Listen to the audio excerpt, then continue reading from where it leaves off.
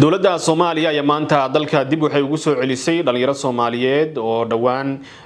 doon ay kula qalibantay mid kamid ah xeebaha ku yaala dalka Madagascar waxaana dhalinyarada oo tahriibayay qaarkood oo gaaraya ilaa 28 qofood ay ku geeriyoodeen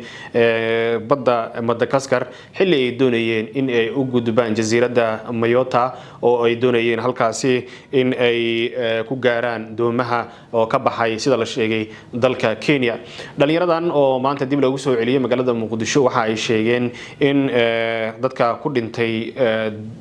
doonta qalibantay ay ku jiraan caruur aad u yaryar sidoo kale dhalinyaradan waxa ay sheegeen inay badbaadiyeen naaqudayaasha qaar kamid ah oo warbaahinta la hadlay ayaa hadaladoodii waxa kamid ahaa sida tan magacaygu waa Axmed Xuseen Mahadalowe ka waran bal dadkan Soomaaliyeed ee maanta la soo dejiyay waa imisa dadka maanta la keenay waxaan ahay 47 qofood waa dadka inta dib loogu soo celiyay maanta 47 qofood maana markuu hore sax ka banaan dalka halkaan ka banaan xamar kadib waxaan marnay wadamadan dariska sida Kenya oo kale ayaan marnay ka bacdi hore u socon ilaa iyo waxaan ku soconay Mayotta laakiin qadar baan nagu dhacday waxaan gaarnay Madagascar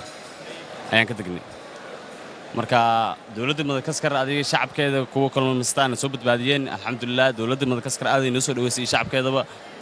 halkaas waxaan joognay muddo 2 isbuuc aan ugu la baxnaaninay waxaad nooga sheekaysaa bal maalintii aad baxdeen doonta oo qalibantay iyo tirada dadka Soomaaliyeed ee dhintay idinka kamid ah faahfaahinasi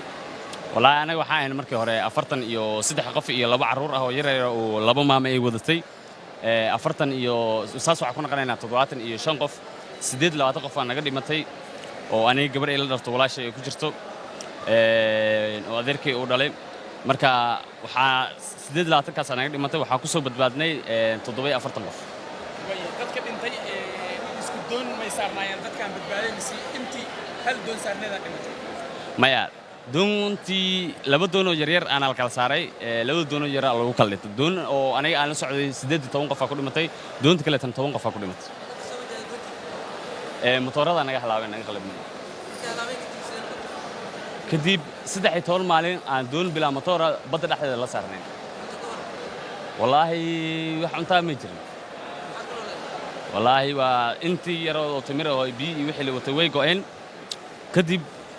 alxamdulillah waxa lagu noolaa kalluunka iyo waxa lagu noolaa dadka geeriyooday waxa nolosha ay qaatay inuu badnaayeen